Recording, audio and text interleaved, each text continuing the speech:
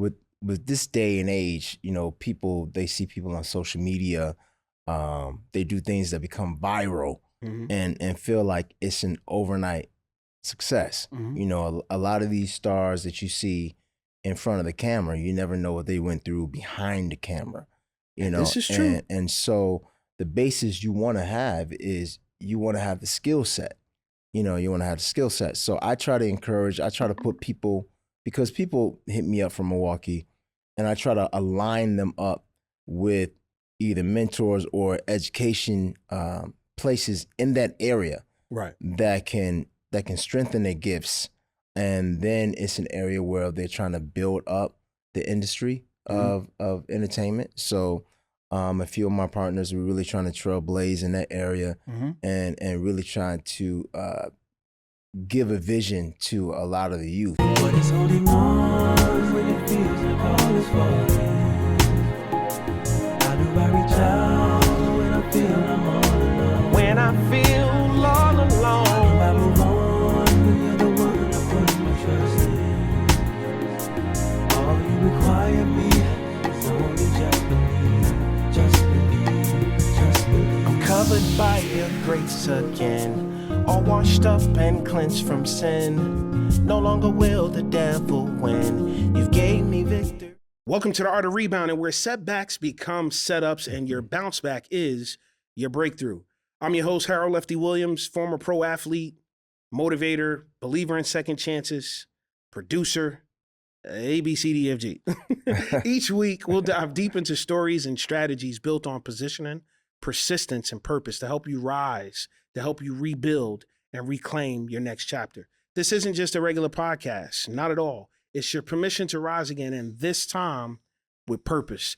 Today's guest is a brother of mine. I've known this guy almost 10 years. I think we're coming up on 10. Yeah, coming up on 10 years. Yeah. And he is an amazing actor. He is an amazing recording artist. He is an amazing stunt artist. He is a fitness guru. Yep, you got it. Welcome to the show. Hey, thanks for having me. Gichi Gamba. Feel like I'm talking to the preacher of the podcast. Yeah? Does it feel like that? Yeah. You always got some wise to pull out the pocket. I don't even be meaning to, man. I just feel like the shirt say, man, I feel like God got me. Oh yeah, You know what I mean? Definitely So speaking through you. I didn't want to do just a regular podcast. I didn't want to do I didn't want to talk sports. That would have been too easy. But I wanted to give you that feel, the art of rebounding. And, I'm an athlete, rebounding. I was a great rebounder. Makes sense. I love the analogy. But I wanted to do something that would be timeless in the earth. Yeah. I want to give people a reason to push themselves. I want to get rid of every excuse. Because I was one of those guys who felt like I didn't have no help. I was self-taught. I had to push myself. My grandfather placed himself in my life. He was there, but by the time I got to high school, he really started to do surgery on me, meaning pour into me. Here's what you do, here's what you don't do, this, that, talking to me about the word or this or that. He just was dropping so many jewels. And so I want to give people an opportunity to be their big bro, to be that father figure, to be that guy where it's like, I didn't have nobody, but I was able to turn on the art of rebounding and I was able to catch something that can help me, propel me to my destiny where I want to be. You are from the Midwest. Yep, Milwaukee, Wisconsin. The best is from the Midwest. That's what they say? That's what they say. I mean, I thought that, the best was from Jersey, but I'm sorry. I must didn't get that update. I guess that press release. Prince, Michael Jackson, Yeah, Madonna, wherever you want to, the best is from the Midwest. Is Indiana considered the Midwest? Yes, it is. I think that's the South, really. It's considered the Midwest. But hey, somebody need to tell the NBA that. Hey. The Pacers they need to go on the East Coast. Look at that geography. I don't know. I hear you. I'll let you have it. Yeah. I'll say this. Coming from Milwaukee is a rough place to be. Definitely. Milwaukee is just like any other hood across the country, just like Chicago. It's right next door to Chicago. They call Chicago Chirac, and they call Milwaukee Milwaukee. They have the nicknames. it's really rough out there. So here's how I knew that was a rough place to be. Mm-hmm. So the Milwaukee Bucks, the last 3 years in a row, have made an impact on my Dare to Dream Foundation. Mm-hmm. They've made a deposit into my organization, honoring my organization, those type of things by way of the G League team, the Wisconsin Herd, which is in, am I saying this wrong? Oshkosh, yeah. I'm saying, okay. Mm-hmm. Which is not too far from Milwaukee. Just a little up A north. little up north. Mm-hmm. But there was a guy who I spoke with. He was saying that there was a day where there was a utility person working on a pole. Gunshots rang out. The utility guy kept working. And yeah. And so I say, if you keep working while gunshots, you're numb to these things. This is, You're numb. I mean, you're definitely observant. mm-hmm. You see where the sound is Mhm. coming from, and Mhm. then okay, you keep it moving. I Mhm. mean, if it's more than one pop, then you Right. might want to duck down. So You know? the reason why I brought that up is because oftentimes in life, we get so familiar with our surrounding that we lose track of what's happening and where we going. What's going on? I hope everyone's enjoying the podcast. Listen, I have a brand new hot honey that's getting ready to come out. That's right, you heard it right. Hot honey. Harold Lefty Williams hot honey. Listen, when flavor meets fire, legends are made. and this is what we put together. I've teamed up with Creative Fire Kiln and Kitchen, and we came up with the Honey Bee Hotness. This is amazing.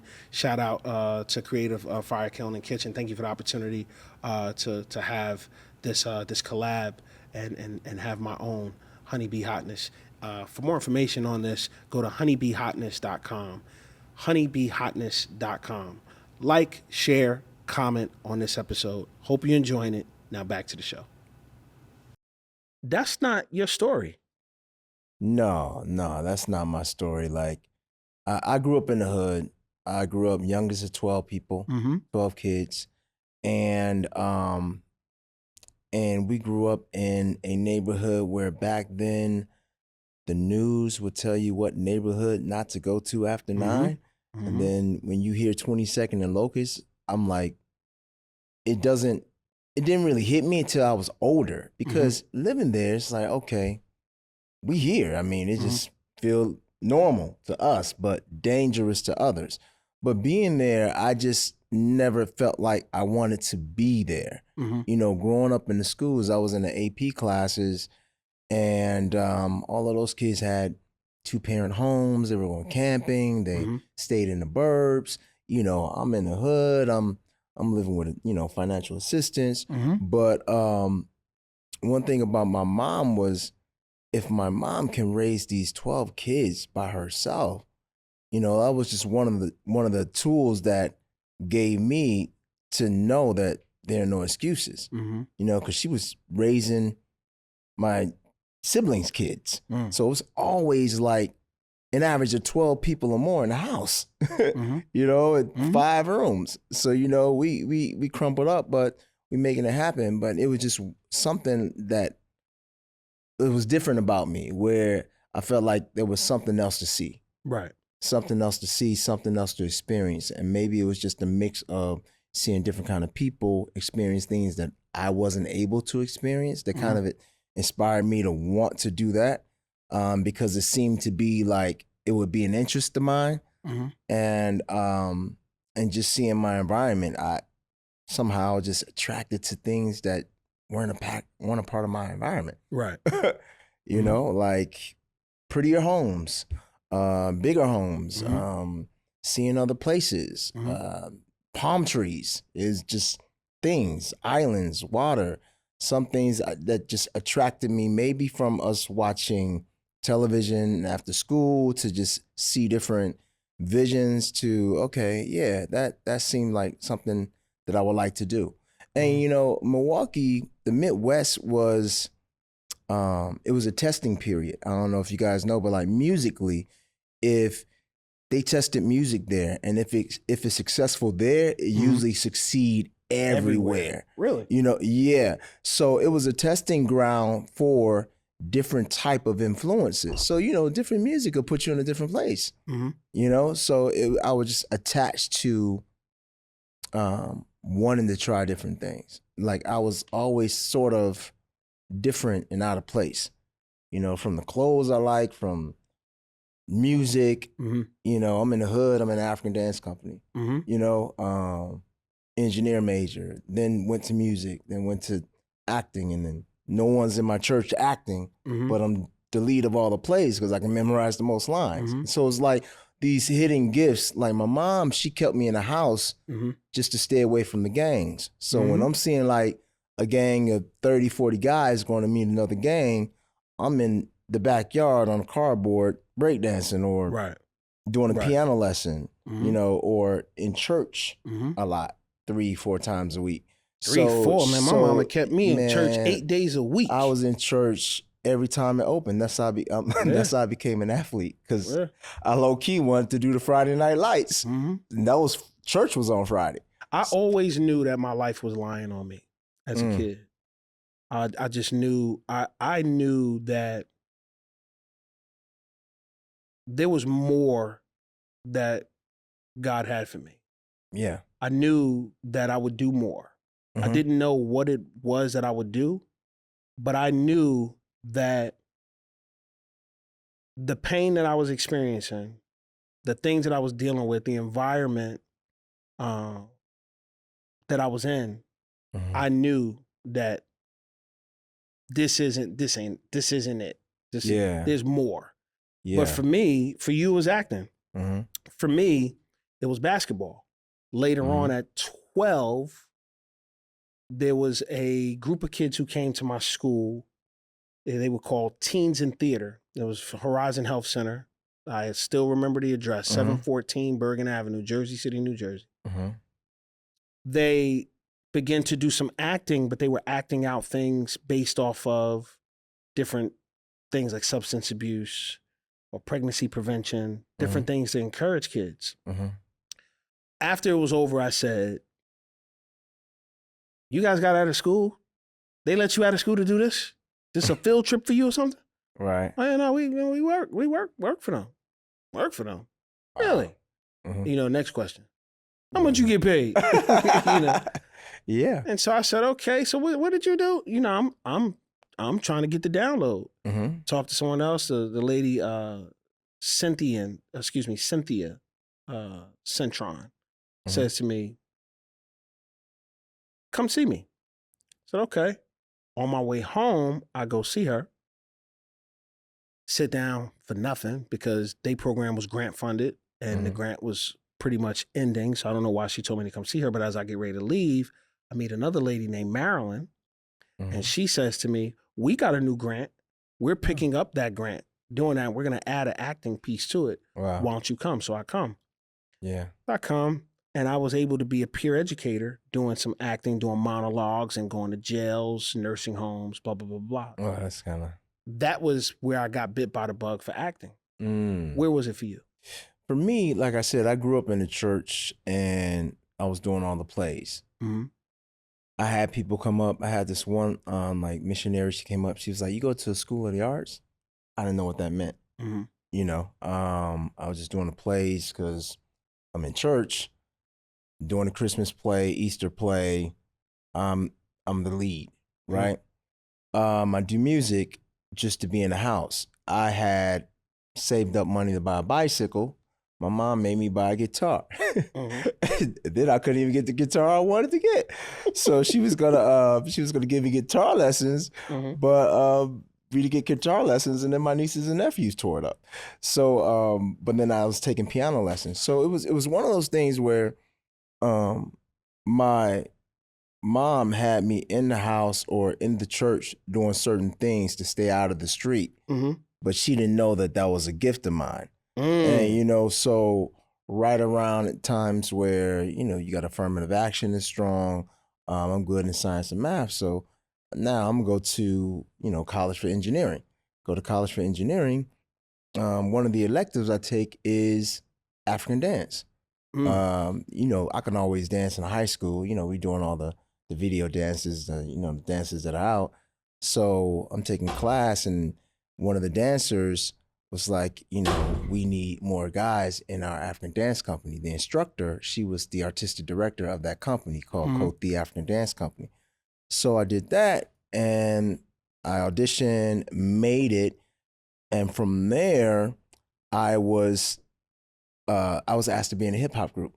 Interesting. So when I was asked to be in a hip hop group, be the dancer percussionist, starting to write, that's when I noticed that, okay, this is a gift for me, because it was easy for me. It was easy for me, and it was fun. It was fun. Like, I was an engineering major because I'm like, okay, there'll be a lot of opportunities when I get that degree. Oh, yeah. But, it's something about this art form that just invigorates me every time I'm dancing, or every time that I'm memorizing lines and all of that. So then that turned into me just packing up, spur of the moment, between albums, packing up, spur of the moment, because I was signed to like Chrysalis Records. And between the first and second album, the production company we were signed to, we kind of fell out. So I packed up, left with like $300 in my pocket, moved to California, never looked back.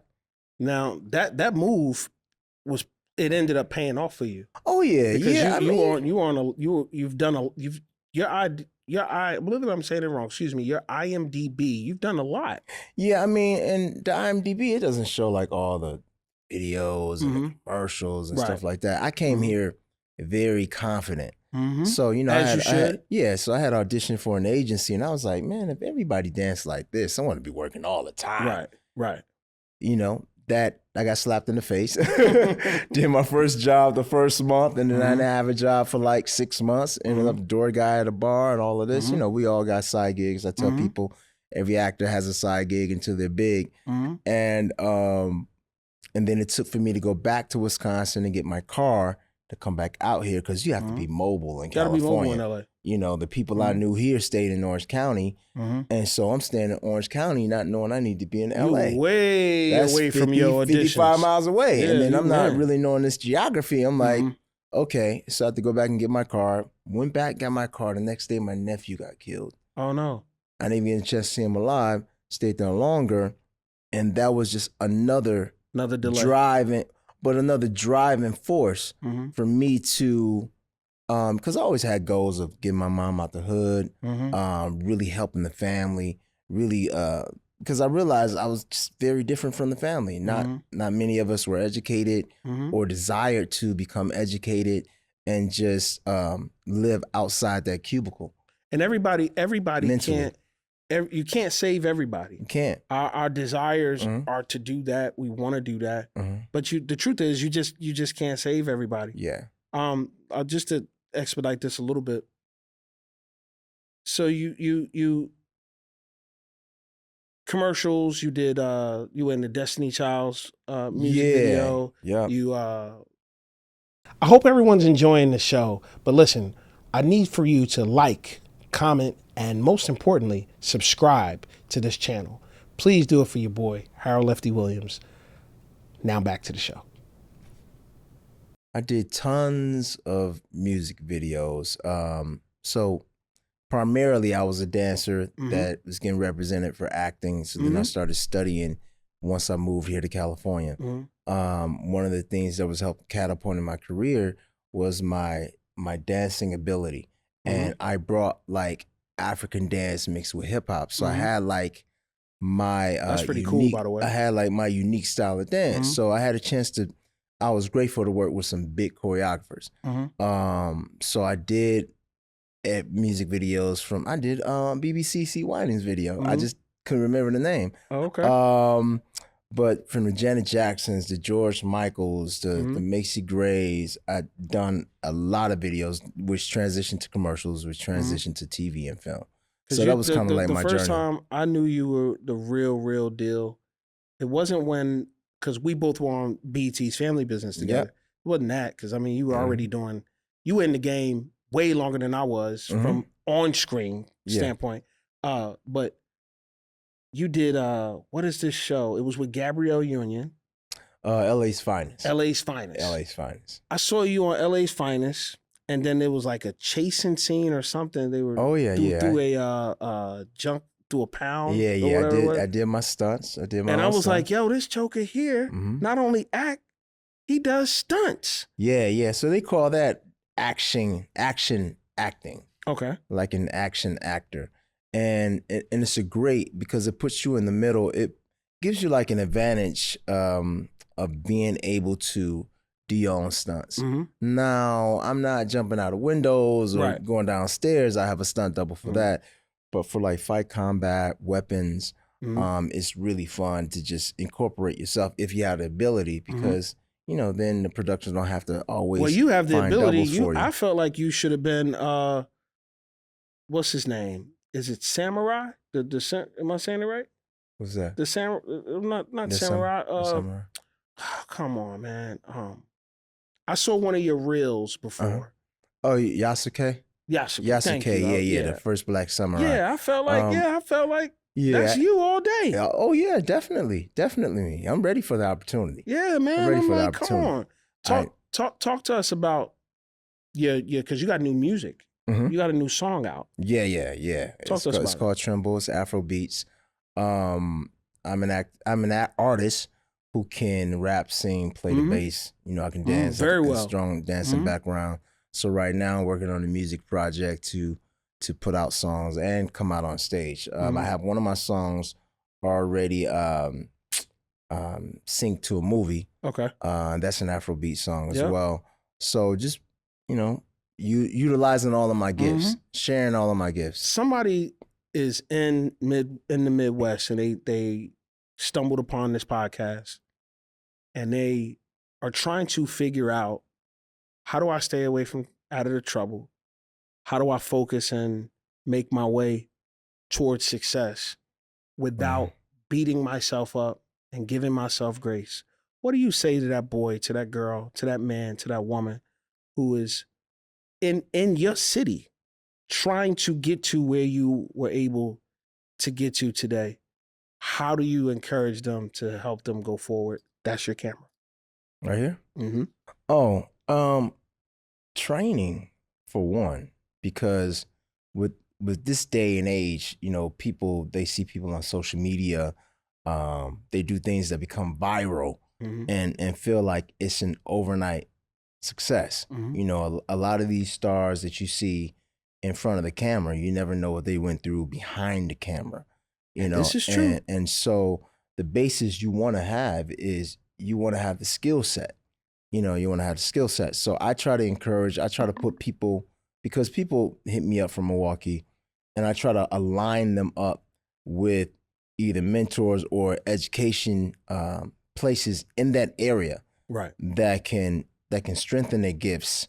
And then it's an area where they're trying to build up the industry of entertainment. So a few of my partners were really trying to trailblaze in that area and really trying to give a vision to a lot of the youths, because I just went there 3 weeks ago and I was messing around with one of my nieces. We was doing a TikTok video and I'm never really on TikTok, but we did something and that's their world. And because I'm acting with them, it became like a little viral. And then I'm talking about some projects I'm doing and they're like, oh yeah, Uncle Gichi, I want to do this too. I can be an actor. I can do this. So it kind of, it pumps you up to help the younger generation and just kind of guide them. I mean, but it's just persistence, discipline, and just really working on your craft every day. I mean, you come up in basketball. I know there's a day you didn't go by, you're not shooting 200 shots. Doing something. Doing something. We're working on something every day. You're dribbling, you're working on some part of your craft, your art every day. And that's something that we can't let go, because you want to be ready for the opportunity. Right. Listen, I have a brand new book that's getting ready to come out. It's called The Art of Rebounding. It's about positioning, persistence, and purpose. It's going to change your life forever. It's going to help you bounce back, and you're going to be able to reclaim your next chapter. Join the waiting list today at theartofrebounding.com. Let me say this to you. I see you as the Joseph of your family. Joseph was a dreamer. In fact, not to go spiritual. It's not a spiritual podcast, but I am a spiritual person. Scripture says Joseph dreamed a dream, and he told it to his brother, and then they hated him yet the more. And you can quote me on it. That's verbatim. That's what it says. But Joseph was an amazing dreamer, and he was able to, because he was able to operate in his gift, maintain his character, he was able to continue to grow and do bigger things. I see from you tons of growth. First of all, you're an amazing human being. You're an amazing brother. Anytime I call you, you're always there. That's very rare.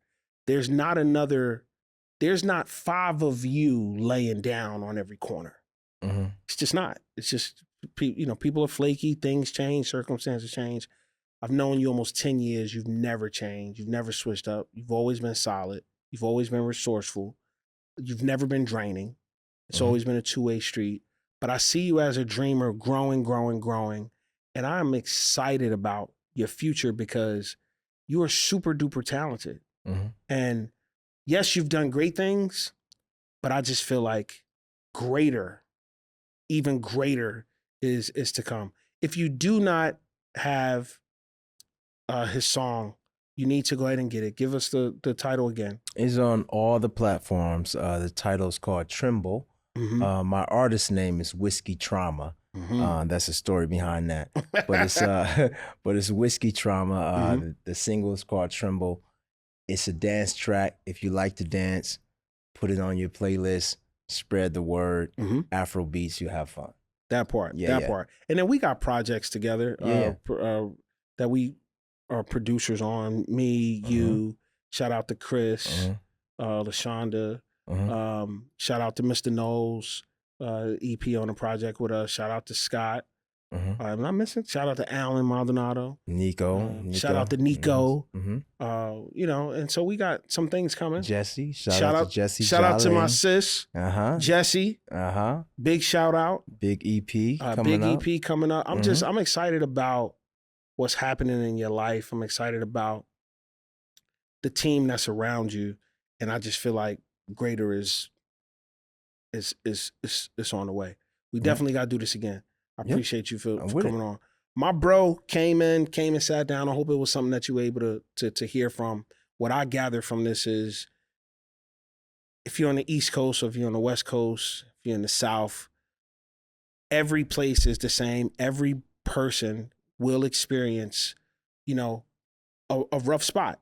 And you have to, it's not where you are that defines you. That's not what defines you. That's not what makes you. It's how you respond to those areas is what defines you. And just like Gichi, just like myself, just like any other guest that's been on here, they've been able to not survive. They've been able to thrive and be able to keep going and be able to do that. It's a big leap of faith, especially when you talk about any new location and uprooting yourself from what's comfortable to somewhere else, to the unknown, to what's not comfortable. Let me say this before we close. You have to be comfortable with being uncomfortable so you can be comfortable. You have to be comfortable with being uncomfortable so you can be comfortable. And greater is on the way. Maybe you too are like that Joseph. I challenge you, just research Joseph. He was a dreamer. He was able to process and be able to, you tell him a dream and then he's able to tell you what the dream meant. And he was able to utilize that gift to take him to a higher place and a higher position in Egypt. Whatever position that you're in, utilize your gift today. I promise you, if you have persistence, if you position yourself properly, I promise you, you will be able to find your way and land your 2 feet into purpose.